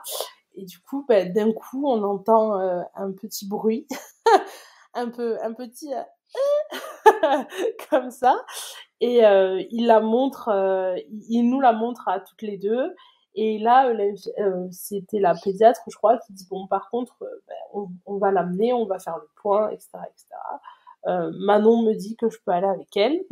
Et là, ça commence un peu, gêne respiratoire, ça creusait vraiment beaucoup, elle était en assez grosse détresse respiratoire. Elle était en Apgar à 2, je crois. Ouais, ce que j'allais dire 2. Ouais. Alba. Ouais. Voilà, donc de suite ils lui mettent le masque. Ils voulaient voir son taux de glucose, ils n'arrivaient pas à l'appliquer. Donc finalement ils ont fait un cathéter ombilical. Le cathéter ombilical, donc là on est dans une maternité niveau 2, il peut être posé dans un niveau 2 mais il doit être surveillé dans un niveau 3. Donc là de suite, Manon toujours en salle de réveil, on m'explique que le SAMU va arriver et que Alba va être transportée à l'hôpital des enfants en néonat. Là encore une fois, le SAMU exceptionnel, c'est que Alba était prête à partir et ils ont attendu que Manon puisse sortir, donc ils ont mis le brancard à côté de la couveuse où il y avait Alba pour faire un premier pot à pot, etc. Ah, je l'avais vu déjà avant. Tu l'avais vu avant d'aller en salle de réveil. Avant de monter en salle de réveil, déjà on avait fait un premier pot à pot, donc rapide. Enfin, dans ma tête, ça a été très rapide en tout cas. Elle a quand même assez vite décompensé. Ouais, et puis moi je tremblais comme Jaja, donc... Voilà, donc ça a été très rapide. Et effectivement, avant de moi monter après en chambre classique et que Alba parte à Purpan, effectivement on a refait une pause où j'ai pu la revoir, où on m'a expliqué, où la pédiatre a pris le temps de m'expliquer tout ce qui se passait, parce que Joy m'avait fait un résumé par texto, mais bon, Elle a tenu à me dire de vive voix exactement ce qui se passait, répondre à mes questions si j'en avais, etc. Et puis après, Alba est partie, quoi. Donc là, Alba part dans un autre hôpital à 18 km de là. Ouais. Et puis 18 km à Toulouse, ouais. C'est pas 18 km en pleine campagne, quoi. Ouais, c'est ça. Donc elle part et on m'explique que voilà, là il est 14h, que le temps qu'il l'installe, etc., qu'il fasse les premiers soins, etc., que je peux y aller à partir de 16h30, 17h. Mmh. Ok, donc je reste, je rentre chez moi, me doucher, chercher des vêtements, parce que là, clairement, tu te dis que t'es pas prête de rentrer chez toi. Non. Donc, chercher des vêtements pour Manon. Nos témoins étaient toujours là à la maison, donc je prends juste le temps de prendre une coupe de champagne avec eux, etc. Ensuite, c'est ta sœur qui, avant de rentrer chez elle, vient me voir, ouais. Donc, elle passe voir Manon, et moi, je pars en réanimation néonatale voir Alba, où on me met dans une pièce, on me dit le médecin va arriver. Ok. Et le médecin est arrivé 1h30 après. Ah oui, d'accord. Alors là, comment te dire que t'as le temps de te faire tous les films du monde, hein. Exactement, tous les films du monde. D'un autre côté, t'as quelqu'un à l'autre bout de ton téléphone qui est là, genre, tu l'as vu? Pas encore? Mais pourquoi? Mais qu'est-ce qui se passe? Mais qu'est-ce qui se passe? Alors que toi, tu n'en sais rien non plus. Et en gros, le médecin est venu me voir, il m'a dit que pendant le transport, elle avait quand même pas mal décompensé, et que il l'avait intubée, ventilée. Ah oui, quand même. Intubée, ventilée, parce qu'elle se fatiguait beaucoup trop à chercher sa respiration avec le masque. Ils m'ont dit que les prochaines 24 heures allaient être assez décisives. Et mais qu'à part ça allait. Mais sinon, elle va bien. Mais voilà, c'est ça. À part ça allait. Voilà, c'était quand même plutôt positif. Elle respire pas toute seule. Les premières 24 heures sont décisives, mais elle va bien. Ok. Bon, très bien. Pas de souci. Donc je vais la voir. Elle est intubée, ventilée, elle dort. Voilà. Il nous donne le numéro de téléphone pour appeler quand on veut, etc., etc. Je reste un bon moment avec elle, mais d'un autre côté, je pense à Manon qui est toute seule dans sa chambre post-césarienne, quoi. Ouais. Et je me dis, j'ai fait plein de photos, plein de vidéos, je repars. Je refais marche arrière. Ça a été le début de tous les allers-retours que tu as fait. Tous les allers-retours. Je repars voir Manon. Pareil, je lui montre des photos, je lui explique, etc., etc. On appelle, machin. Elle a même pas 24 heures, quoi. C'est le lendemain matin, je me lève. Le premier réflexe à chaque fois qu'on se réveillait, c'était d'appeler pour savoir comment ça allait. Et moi, j'y vais le matin, et Manon me dit je vais demander à notre gynéco si j'ai le droit d'y aller, d'aller voir Alba. Le gynéco, il lui dit oui, mais attention quand même, quoi. À 24 heures d'une césarienne. Ah, c'est clair. Je sais même pas comment t'as eu le courage. Enfin, moi, j'aurais pas bougé à 24 heures d'une césarienne. Ça aurait été trop dur. Alors, pas évident. Mais je pense que l'envie et le besoin de voir Alba fait que j'avais pas mal. Ouais. Le retour fut plus compliqué, par exemple. L'aller, ça a été. Parce qu'on m'a dit, vous allez avoir du mal à marcher. Alors, certes, j'étais, je sais pas, mamie 80 ans qui avait du mal à avancer. Ouais. Mais j'avançais. T'as une tortue, mais le retour, C'est chaud. que la réanimation néonatale, elle est loin. Ouais, c'est clair. Par rapport à l'entrée de l'hôpital des enfants, c'est-à-dire qu'il y a un grand couloir, mais il doit faire peut-être 500 mètres ce couloir. Ouais, c'est la même à Bordeaux. C'est vrai, mais il m'a paru interminable. Donc, puis bien évidemment, t'as l'hôpital des enfants, tu demandes si tu peux emprunter un fauteuil roulant, il y en a pas. Il y en a pour enfants. Il y en a pour enfants, mais il y en a pas. Ouais. Donc elle se tenait au bar et tout. On passe un très long moment avec Alba. Ouais. Très très long. Elle a beau être intubée, ventilée. Non, il l'avait désintubée. Il l'avait désintubée quelques temps avant parce qu'elle respirait. Ça allait mieux, ouais. Ça allait mieux. Donc elle fait un pot à pot avec Manon. On re-rentre. On re-rentre à la clinique. Péniblement, ouais. Et à peine arrivé à la clinique, le petit appel réanéonate. Bon, on décroche. Un petit coup de panique. Oui, bonjour, maman d'Alba, parce que bien évidemment, tu n'as plus de prénom dans ce genre de milieu. Tu es la maman d'eux. Ouais. Je vous appelle pour avoir votre autorisation. On voudrait transférer Alba dans un autre hôpital parce qu'il y a des triplés qui viennent de naître et qui ont besoin de la place d'Alba. Ok. Et donc, en gros, elle nous explique que là, ils pourraient prendre les 3. Et si on accepte que Alba bouge, les 3 restent ensemble. Les 3 restent ensemble. Et si on veut pas que Alba bouge, il y en aurait 2 dans cet hôpital et 1 là où Alba est censée aller. Ben, toi, ça fait même pas 48 heures que t'es maman. T'imagines même pas être séparée de ton enfant. Donc, tu te dis, si tu sépares... en plus, la fratrie, voilà. Et donc, au téléphone, je dis, bah oui, pas de souci. Si Alba va bien, allez transférer là. C'est toujours du niveau 3. C'est toujours... Il y a aucun problème. Mais si elle va bien, allons-y. Donc on repart. Tu repars, moi je reste. Je repars à l'hôpital des enfants, donc je refais mes 18 km dans l'autre sens pour faire le transfert avec le SAMU dans cette nouvelle clinique qui de premier abord ne me plaît pas du tout.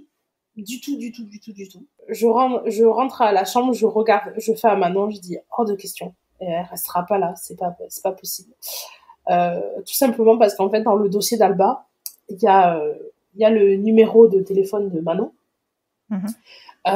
et il était 23h donc on était en service de nuit.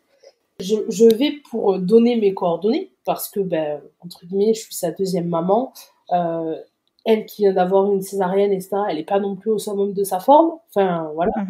Et en gros, j'explique que s'il y a des informations ou quoi que ce soit, de donner mon numéro pour que ça soit moi qui les ai en fait.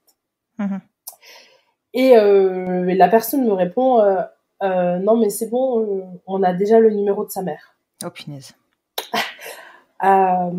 Ok, bon, j'ai pas envie de batailler. Honnêtement, ça fait 48 heures, je suis juste fatiguée, je bataille pas. J'ai fait ok. Et dans la voiture, j'appelle Manon en larmes et je lui dis elle restera pas ici, c'est pas possible, c'est pas normal. C'est hors de question qu'elle reste ici. J'en suis quand même à appeler notre gynéco pour lui dire en gros faites quelque chose quoi. Ouais. Il faut nous la ramener ici, c'est pas possible, machin. Donc là on est le lundi soir et du lundi au vendredi tous les jours, 4 fois par jour. Je fais les allers-retours parce que. Et là, t'as combien de kilomètres une vingtaine. Ouais, une vingtaine. Ouais, c'est même distance, mais sûrement à un autre endroit. Oui, ouais, c'est ça. C'est même distance, mal opposée. Et je continue les allers-retours parce qu'ils n'ont pas de place pour rapatrier Manon. Donc Alba est toute seule en service et Manon est toute seule dans un autre service pendant 4 longues journées. Ouais, c'est clair. Et ensuite, une fois qu'on a réussi à être transféré, etc., il faut savoir que du coup, Alba avait été désintubée. En réanéonat, ils nous ont dit que ça allait très bien, que ça allait peut-être durer 15 jours, mais pas plus. Et elle a de nouveau décompensé pendant le transport. Et arrivé dans le nouveau service, ça repart, lunettes à oxygène 24 heures sur 24. Elle a fait une jaunisse, sonde nasogastrique parce qu'elle se nourrit pas toute seule. Enfin voilà. Et en gros, on nous explique que donc on est le 15 décembre, donc il y a un an pile. Voilà, il y a un an pile, on nous dit qu'on va passer les fêtes ici. Qu'on allait au moins passer Noël ici et sûrement le jour de l'an aussi. Et sûrement le jour de l'an aussi. Voilà, qu'il fallait qu'on soit lucide par rapport à ça et voilà, qu'on n'allait pas sortir comme ça. Et après, une fois qu'on a été toutes les 3 réunies, Alba a été dans notre chambre. Elle a été transférée dans notre chambre parce que ça allait bien, elle avait plus besoin des lunettes, etc., etc. Et puis du coup, le plus drôle dans tout ça, c'est que elle avait pas besoin de tenue parce que elle était dans une couveuse, dans un berceau chauffant, donc pas besoin. Et quand ils nous ont dit qu'il y avait plus de berceau chauffant, enfin qu'elle en avait plus besoin, on n'avait pas de vêtements. Ah oui, c'est toujours comme ça. On n'avait pas de vêtements. Et puis en fait, si on avait du naissance, mais sauf que le naissance était déjà beaucoup trop grand. Donc, fallait qu'on aille acheter du... Donc, on est du parti acheter du Préma, et puis le Préma était trop grand aussi. Donc, on a retroussé les manches. Mais elle nageait dedans, ouais. Mais oui, du coup, Alba, elle est née, elle faisait 43 cm et 1,880 kg. Ah ouais, elle était calée sur les miennes. Ah ouais. Bah, sauf que les miennes avaient 2 semaines de moins. Ah oui. Non, mais c'était des beaux bébés, les miennes. Et du coup, après, elle a fait une jaunisse, etc. Donc, elle est descendue à 1,2 kg. Waouh. Ah oui, c'est beaucoup, ça. Ouais. Enfin, elle a beaucoup perdu. Ouais. Et puis, et ensuite, elle a passé le diplôme des 2 kilos. C'était le 26 décembre. Donc, 15 jours après sa naissance. Ouais. Ouais, donc elle a fait un V, quoi. Elle a chuté fort et elle est remontée fort. C'est ça. Ok. Et ça, c'est ça. Et ensuite, voilà. Et ensuite, c'était parti. Et après, c'était parti, ouais. 4 semaines d'hospitalisation intense. Qui se sont plutôt bien passées parce que, mis à part, je dirais, la jaunisse, on nous avait dit qu'il y avait de fortes chances qu'elle régresse, qu'elle progresse, que ça fluctue un peu comme ça. Et c'est vrai qu'on n'a pas eu trop d'épisodes comme ça. Il y a qu'une fois où on nous a dit, bon, voilà, là, il y a eu une petite absence de respiration, mais ça a été qu'une seule fois. Donc c'est vrai qu'on n'a pas eu cette épée de Damoclès de ça s'en va, ça revient, ça repart. Ça a été relativement constante dans la progression. Donc c'est vrai on n'avait pas cette inquiétude-là de dire bon, qu'est-ce qui va se passer demain. Voilà, à partir du moment où on lui a enlevé les lunettes pour respirer, ça allait, ouais. Ça allait très bien. Ça allait. Sa bête noire, c'était vraiment l'alimentation. Ouais. On a vachement galéré par rapport à l'alimentation. Mais après, ça a été, elle avait pas de, elle a eu des examens ophtalmo, elle avait pas de soucis. Elle a eu des examens au niveau du cerveau, elle avait pas de soucis non plus. Vraiment, en soi, là, comme ça, aucune séquelle particulière. On nous a juste parlé de faire attention au premier virus. Tiens, c'est la même. On nous a bien expliqué que la bronchiolite, chez elle, il fallait faire hyper attention. Bon, ça va, elle l'a eu à 11 mois, donc ça va. Ouais. Mais oui, c'est un monde à part. Entre l'alimentation par la sonde nasogastrique, les seringues, les visites quotidiennes, parce que du coup on est sorti de la clinique le 6 janvier, mais on a continué en hospitalisation à domicile jusqu'au 20 janvier. C'est ça, on a eu la chance de faire ça, de pas avoir à rester. Ouais, de pas avoir à rester à la clinique jusqu'au 20 janvier. Ouais, on a pu rentrer à la maison, retrouver un peu notre cocon à nous et puis d'être à la maison avec elle, de pouvoir être que nous. C'était aussi. Ouais, commencer à prendre votre rythme. Ouais, à prendre notre rythme, avoir début avoir entre guillemets d'intrusion de différents professionnels qui venaient, qui repartaient, que ce soit pour elle ou pour moi. Et là, on était juste chez nous, tranquille. Ouais, c'est ça, puis être chez nous, en fait. Et puis voilà, on avait une visite par jour d'une infirmière puéricultrice pour faire le bilan d'Alba, voir quotidiennement comment ça allait. Puis ça allait très bien. Ouais. Ça. Et puis, on a eu du coup l'occasion, le 6 janvier, de découvrir notre déco de mariage. Ouais. Et oui, du coup, en rentrant chez vous. Parce que nos invités, en fait, nous ont tout laissé en place. Avec encore le bar à bonbons, etc. Donc vraiment, on a eu l'impression de revivre notre mariage quand on est rentré. Ah ouais. Et du coup, parce que cette petite coquine, elle est arrivée avant votre rendez-vous chez le notaire, donc du 14, donc elle est née avant la RCP. Exactement. Donc je suppose que pas de RCP. Donc pas de RCP parce que Manon était hospitalisée, Alba aussi, et en fait notre notaire est sur Albi. Donc ça faisait un peu loin. D'accord.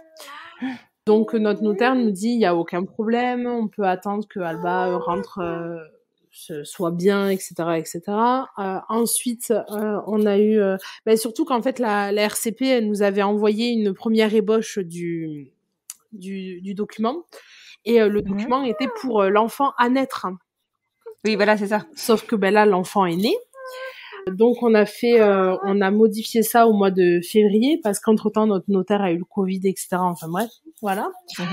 Et en fait, donc en théorie, je dis bien en théorie, t'as juste à envoyer donc ton acte notarié, tes 2 actes de naissance à l'état civil, au procureur.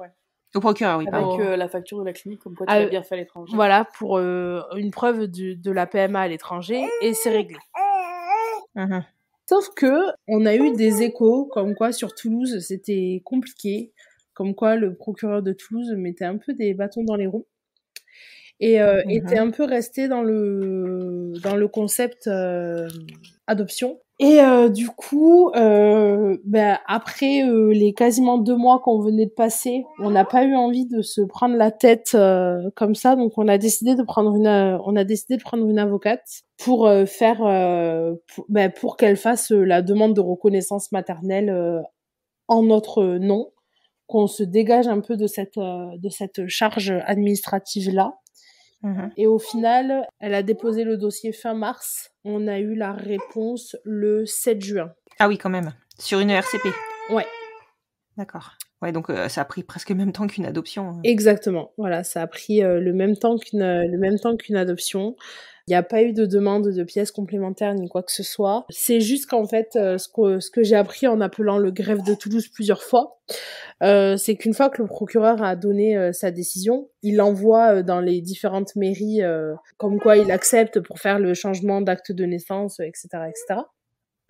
Sauf que, en fait, c'est-à-dire que c'est pas un papier dans une enveloppe. C'est qu'il attend qu'il y ait qu'il y en ait plusieurs pour pouvoir envoyer son courrier. D'accord. Donc, en fait, en gros, quand j'ai appelé au mois de mai, elle m'a dit que sûrement mon papier était dans l'enveloppe actuelle et que ça allait partir une fois qu'il y aurait plusieurs documents. Parce qu'en fait, sur le papier que j'ai reçu, la décision, elle date de fin avril. Mais je l'ai reçu le 7 juin. Et la mairie l'a reçu le 7 juin. Donc voilà. Ok. Eh ben, Alba, ça, c'est un petit bébé warrior. Hein. Un petit peu, ouais. Ouais, c'est ça. Un petit parcours du combattant quand même. Hein. Mais en tout cas, je vous remercie beaucoup d'avoir raconté votre parcours parce que clairement, je savais qu'il avait été relativement compliqué et je savais que la grossesse avait été complexe aussi. Et c'est pas parce qu'on a mené un parcours PMA qu'on est relevé, on va dire, de toutes les problématiques qu'on peut rencontrer sur une grossesse et particulièrement de la prématurité. Hein. On est tous logés à la même enseigne. Donc je pensais que c'était important qu'on puisse en parler aussi dans un épisode du podcast pour sensibiliser et pour que nos auditeurs puissent se rendre compte de qu'est-ce que c'est qu'un parcours avec une prématurité au bout et surtout ne pas forcément se sentir seul quand ils en arrivent là. C'est ça. C'est tout à fait ça.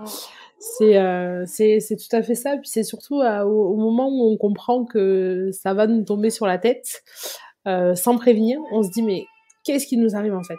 Qu'est-ce qu'on a fait après avoir galéré tout ce temps ? Pourquoi ça en plus ? Ouais, c'est ça. C'est ça. C'est là où on était quand même assez content d'avoir, notamment par les réseaux sociaux, etc. T'as pu discuter avec des personnes qui avaient vécu un peu le même parcours. Oui, du coup, j'ai beaucoup discuté avec les mamans d'Eliott, d'Aaron en devenir. Oui. Qui ont eu leur petit Eliott prématurément également. Encore une fois, j'ai beaucoup discuté avec Demande à tes mères. Avec Steph, qui, pour le coup, pareil, la prématurité, elle connaissait aussi. C'est vrai que c'était les 2 personnes qui ont été au courant de la naissance d'Alba. Parce que sur les réseaux, on a attendu... en fait, je voulais attendre avant de l'annoncer qu'on soit toutes les 3 réunies. Et il s'est passé plus d'1 semaine. Mais oui, ce sont les 2 personnes qui étaient au courant parce que quand on nous a expliqué ce qui allait se passer, pendant que j'étais dans le SAS avant de rentrer pour la césarienne, j'étais sur mon téléphone en train de leur faire « Mais comment je vais faire ? Qu'est-ce qu'il faut ? Qu'est-ce qui va se passer ? C'est quoi cette histoire ?» C'est ça. Mais voilà, c'est là aussi la magie des réseaux où tu peux raconter ton expérience et aussi avoir celle des autres et demander des conseils et tout. C'est un peu... c'est top. Ouais, c'est ça. C'est hyper important d'avoir des personnes ressources dans ces moments-là qui vont, parce que souvent les soignants, ils t'expliquent pas ou peu ou pas forcément bien, en tout cas pas dans les termes que toi tu comprends, ou alors ils sont dans leur truc et donc ils emploient les termes médicaux, mais ils oublient de te dire, bah ouais, mais comment votre vie, elle va se transformer en fait. Et ça, on était relativement accompagnés dans la clinique, c'est que le pédiatre parlait effectivement comme ça, où nous on ne comprenait pas grand-chose. Et de suite, on avait les infirmières derrière qui nous disaient, alors attendez, je vais vous réexpliquer concrètement, je vais vulgariser ce qu'il a dit, et du coup, ça, qu'on avait cette chance-là. T'en avais quelques-unes, alors pas toutes, mais en tout cas, j'avais déjà en tête qui venaient nous voir, qui régulièrement venaient voir comment nous on allait, venait discuter avec nous un peu pour voilà, voir comment ça allait, comment on le vivait, comment on appréhendait les choses. Ouais. Je sais qu'on a eu moi, toi, tu les as pas vus, je crois. Moi, j'ai eu la visite d'une psychologue pour voir effectivement comment moi ça allait. Et ça fait du bien d'ailleurs. Et, la cellule psychologique, on a eu ça. Et après, honnêtement, c'est des services où ils sont surchargés. Ils ont beaucoup de travail, beaucoup de bébés qui ont besoin. Ils arrivaient quand même à trouver le temps. Ouais, c'est ça. Ils arrivaient à trouver le temps à... je me souviens, Ophélie, elle est restée peut-être plus d'1 heure avec nous, quoi. Mais tout ça, je pense à Ophélie et à Magali. Ouais. Je sais que quand elle venait, on était partis pour discuter et des fois de tout et de rien, mais juste de prendre le temps, en fait, d'être... Parce que du coup... d'avoir ce côté un petit peu en dehors de la clinique. Ouais, parce que du coup, on n'en a pas parlé, mais on est en 2021, toujours en période de crise sanitaire, et aucune visite n'est autorisée. Oui, c'est ça. Donc en fait, vous étiez que toutes les deux. On était toutes les deux entre 4 murs, quoi. Alors on avait les autorisations de sortie, on pouvait leur laisser Alba quand elles n'avaient pas trop de... Enfin, pas trop de travail, elles en avaient toujours, mais... Quand il n'y avait pas de bébé en service, on pouvait leur laisser un petit peu Alba pour ne serait-ce que d'aller se faire un resto ou d'en retourner vite fait chez nous. Moi, je mourais d'envie d'aller revoir mon chat, c'est complètement con, mais oui. genre j'ai vu Oana, j'ai pleuré, quoi. Là. Ça faisait... Ouais, non, mais ça se mais comprend. j'avais besoin de retourner à la maison, juste de sortir un petit peu de l'hypermédicalisation. Ouais, voilà, de l'hypermédicalisation, de juste souffler un coup, quoi. De pas entendre le bruit du scope, de pas être des machines. De pas être dérangé toutes les 5 minutes. Là, Alba a eu 1 an, et c'est vrai qu'on se disait, il y a 1 an, on entendait les bip bip bip bip bip bip, et il y a tout qui est encore là, en fait. Il y a tous les bips possibles et imaginables qui sont encore en tête, en fait. Donc, je pense que ça marque, en fait. Je pense qu'on sera marqué. C'est sûr, c'est sûr. C'est un épisode de vie qui est... Alors, je pense, pour certains, qui peut arriver de façon relativement dramatique. Vous avez eu l'air de le prendre de façon avec plus de recul, plus de hauteur. Et puis surtout, Alba allait bien, malgré les petites décompensations qu'elle a eues au départ. Au final, la suite, c'est bien profilé. Ouais. Et voilà, elle était à 34 semaines, donc c'est pas un bébé qui arrive à 25 dont le pronostic vital est très engagé. Donc c'est vrai que quelque part, heureusement, j'imagine que quelqu'un qui vit de l'extrême prématurité, ça devient vraiment traumatique. Mais j'imagine bien aussi que pour vous, c'est resté gravé parce que c'était pas anticipé, pas préparé. Pas du tout. Mais oui, non, c'est vrai qu'on a eu cette chance-là.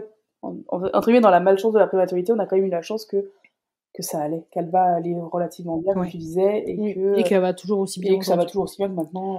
Bon, on sait que d'autres va très bien, on sait beaucoup que d'autres n'ont pas cette chance. On sait que, malheureusement, c'est pas le cas de tous.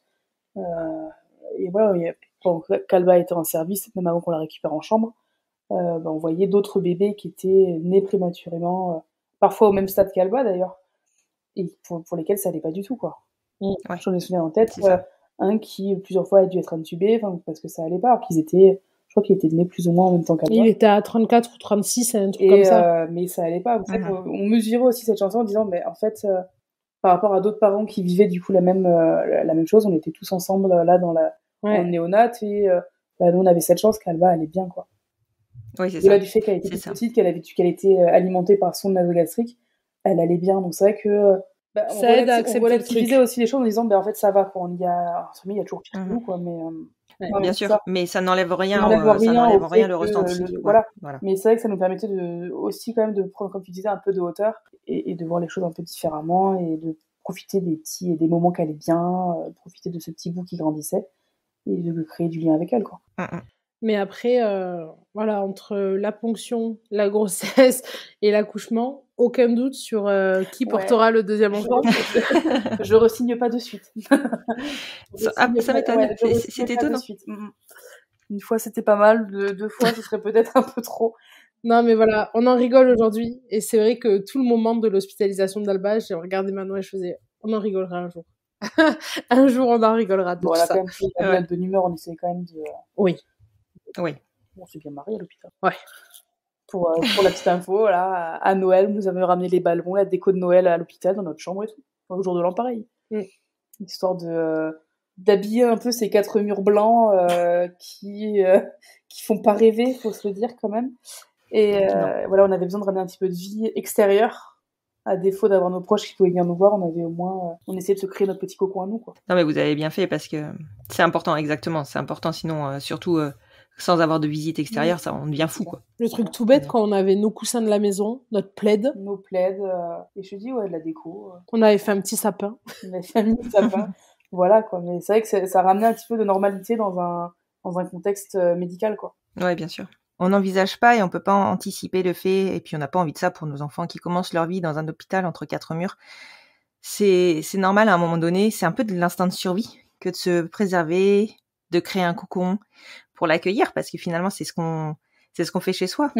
Complètement. En tout cas, je vous remercie beaucoup, Joy et Manon, de bien avoir voulu partager votre histoire, et clairement, quelle aventure. Je pense que Alba, quand elle connaîtra et qu'elle sera en âge de comprendre votre vécu et surtout de se rendre compte que c'est pas un vécu normal, elle saura vous en être reconnaissante. Ouais, on espère. Mais et merci à toi aussi pour l'invitation. Ça a été un exercice pas facile, mais ça a été un plaisir de partager notre histoire. Oui, je me doute que se replonger dans tous ces souvenirs pile un an après, donc en fait, quelque part, l'esprit conserve la mémoire des dates. C'est pas évident. C'est ça, mais ça a été. Merci beaucoup à vous, et puis je vous dis à très bientôt. Avec plaisir, à bientôt. À bientôt.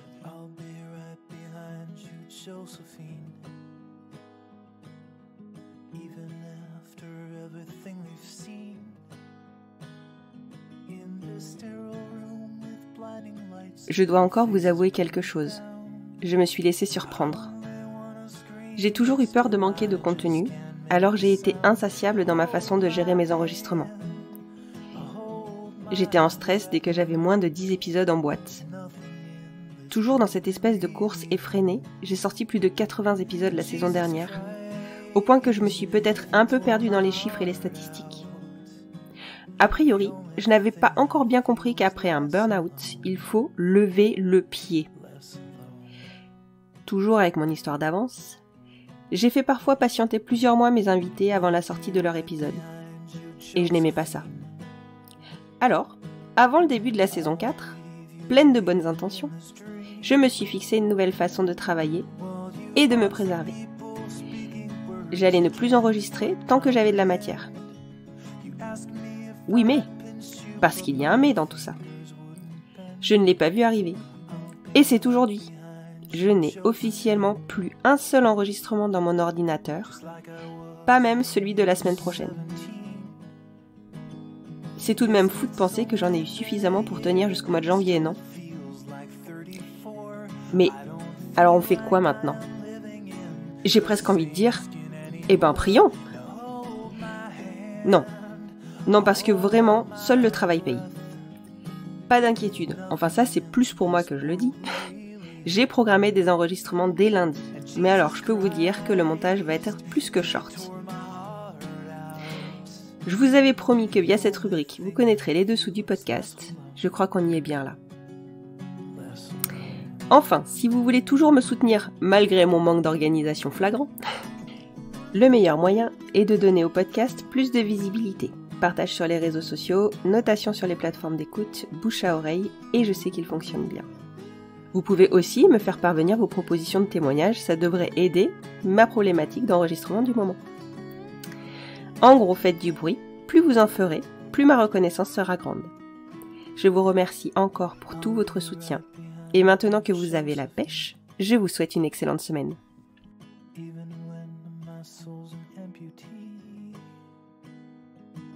My bleeding heart is sinking in the lake inside my chest. So I grab what I can cling to and I leave behind the rest. Now hold my hand, I'll hold my breath. There's nothing in this world we really own. And Jesus Christ, if you tore my heart out, the only thing I'd feel was less alone. Now hold my hand and take my breath and leave behind the things you'll never own. And Jesus Christ, please tear my heart out. Oh, I wanna less alone.